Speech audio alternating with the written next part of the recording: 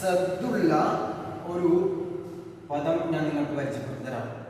ഇത് യാ ആണ്, യാഇന്റെ മുകളിൽ സദ്ദുണ്ട്. ഇത് മീമാണ്, മീമിന്റെ മുകളിൽ സദ്ദുണ്ട്. ഇവിടെ നൂനാണ്, നൂനിന്റെ മുകളിൽ സദ്ദുണ്ട്. ഇവിടെ യാ ആണ്, യാഇന്റെ മുകളിൽ സദ്ദുണ്ട്. നമ്മൾ രണ്ട് വിജയം പറഞ്ഞു. ഒന്ന്, മീമിന്റെ മുകളിൽ സദ്ദ് വന്നാൽ എങ്ങനെയാണ് ഓതേണ്ടത് എന്ന് പറഞ്ഞില്ലേ. അതുപോലെ നൂനിന്റെ മുകളിൽ സദ്ദ് വന്നാൽ എങ്ങനെ ഓതേണ്ടത് പറഞ്ഞു. അത് രണ്ടും അല്ലാത്ത അക്ഷരങ്ങളുടെ മുകളിൽ സദ്ദ് വന്നാൽ എങ്ങനെയാണ് ഓതേണ്ടത് എന്നും പറഞ്ഞു. അതിൻ്റെ ഒരു യാഇന്റെ മുകളിലാണ്, ഇവിടെ മീമിന്റെ മുകളിലാണ്. അപ്പോൾ ശ്രദ്ധിക്കട്ടോ. ഇപ്പോ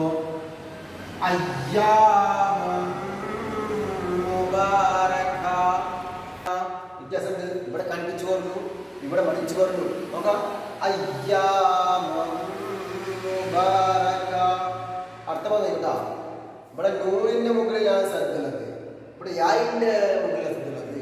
നൂനിന്റെ മുകളിൽ വന്നാൽ മണിക്കണം, യാ അല്ലേ അവിടെ ചെയ്യണം, കൽപ്പിച്ച് പറയണം. നോക്കാം. സുന്നത്തുൻ ജയ്യിദ അയ്യാമും മുബാറക. എങ്ങനെ വായിക്കണം? അയ്യാമും മുബാറക. അവിടെ യാഇന്റെ മുകളിൽ സദ്ദ് വന്നപ്പോൾ യാഇനെ കനമാക്കി പറഞ്ഞു അയ്യാമുൻ. പിന്നെ മീമിന്റെ മുകളിൽ സദ്ദ്, മീമിനെ മണിച്ചു. എങ്ങനെ? മീമിനെ മണിച്ചു.